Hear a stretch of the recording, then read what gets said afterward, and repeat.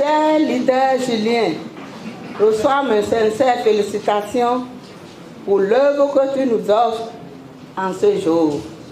Pour moi, cet ouvrage se doit d'être une référence d'éducation et d'enseignement pour tous, pour le fait qu'il retrace plusieurs qualités de l'homme dont a besoin toute société pour son épanouissement, pour son émancipation, qui la permettra d'amorcer un développement et une stabilité durable.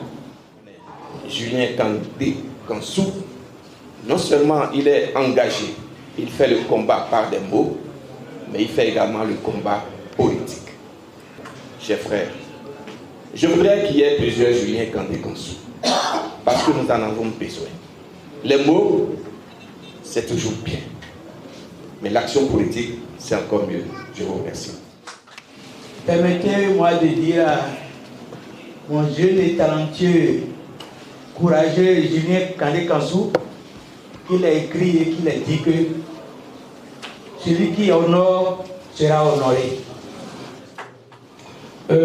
Julien Kandé Kansou est un jeune comme moi que j'apprécie particulièrement. Et quand je lis ses écrits, quand je le lis sur les réseaux sociaux, je dis, est-ce que demain je peux le retrouver? Je me pose cette question avant de dormir, et le lendemain, je le vois. Et dis, alors, il peut continuer. Parce qu'en ce moment précis, nous devons nous armer du courage. Je sais qu'on fait peur. Je sais qu'on peut kidnapper à tout moment, même dans des pays étrangers. L'œuvre accomplie par notre cher Thomas Ishola Boniyayi, le peuple de béninois doit l'avoir en mémoire pour les générations futures. Parce que je sais ce que je dis, parce que j'ai plus de 60 ans, les présidents ont passé devant moi, je n'ai pas vu un président aussi humain, qui pense aux zones rurales, parce que moi je suis d'une zone rurale. Je sais ce que Ishola a fait dans les zones rurales. C'est pourquoi je vous dis merci, parce que si on n'écrit pas, dans 20 ans, on ne pourra plus se rappeler. Mais ce livre va permettre aux enfants qui sont nés aujourd'hui, qu'on va envoyer à l'école, de lire et de savoir qu'il y a eu au Bénin un homme qu'on appelle Thomas Boniyayi et qui a travaillé pour les pauvres surtout, pour les femmes également. Parce qu'aujourd'hui, une femme qui va à la maternité, si elle a des complications pour accoucher, il y en a qui meurent parce que les maris n'ont pas d'argent. Moi, je reviens du village. Je connais des femmes qui ont péri en voulant donner naissance. Parce qu'il fallait faire césarienne qui coûte 200 et quelques mille. Ils n'en ont pas. Donc pour ça, le président est resté dans la mémoire des femmes. Je lui dis merci. Notre souhait est qu'en 2026, avec le soutien du peuple béninois, qu'on puisse choisir un président dans les démocrates. Mesdames et messieurs, il n'est un secret pour personne, aujourd'hui au Bénin, que les princes du moment, les amis d'en face, essaient, vaille que vaille, badigeon en main, traversant monts et vallées, savanes et hameaux, tentant du moins de peindre en noir les œuvres concrètes et incommensurables de développement réalisées par le président Boniyayi durant son mandat à la tête de notre mère patrie.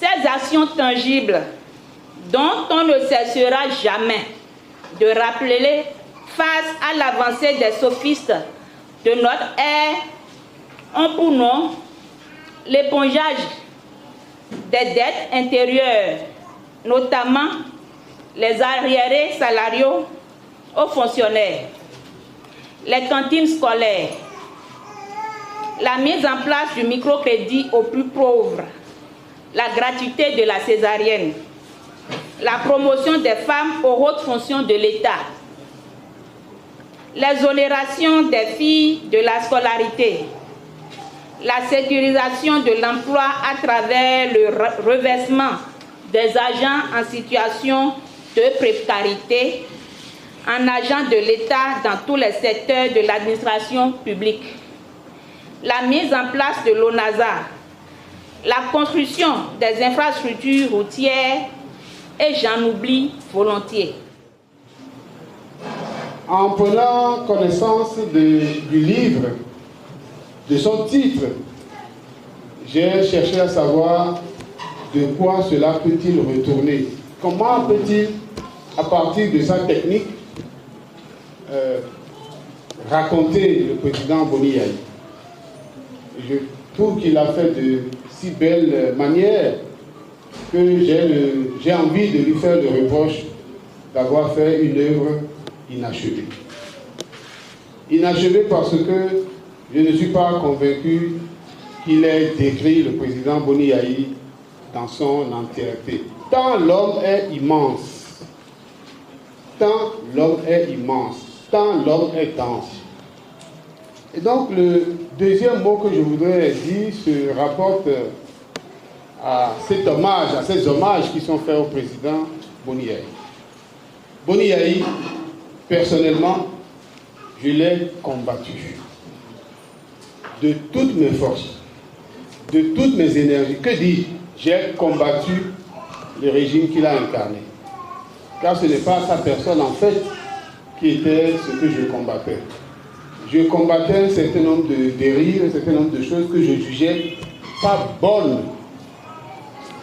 Mais, j'allais dire presque jamais, au grand jamais, il ne s'en est pris à ma personne. Mais plus tard, il me fera le témoignage, me fera la confidence que les critiques que nous faisions lui permettaient d'améliorer ce qu'il faisait. Que chaque fois il appelait ses ministres pour dire « Est-ce que vous avez entendu? Est-ce que vous avez? Est-ce que vous savez? Est-ce que vous avez ?»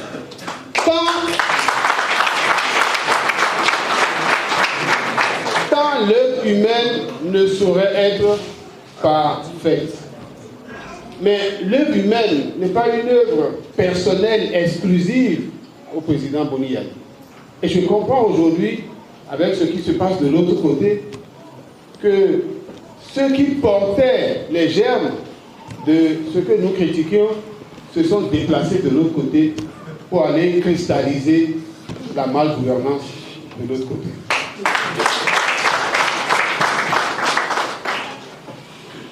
Et donc je voudrais dire que ce que nous avons de bon dans le président Boni Yayi a été révélé, mais seulement en partie.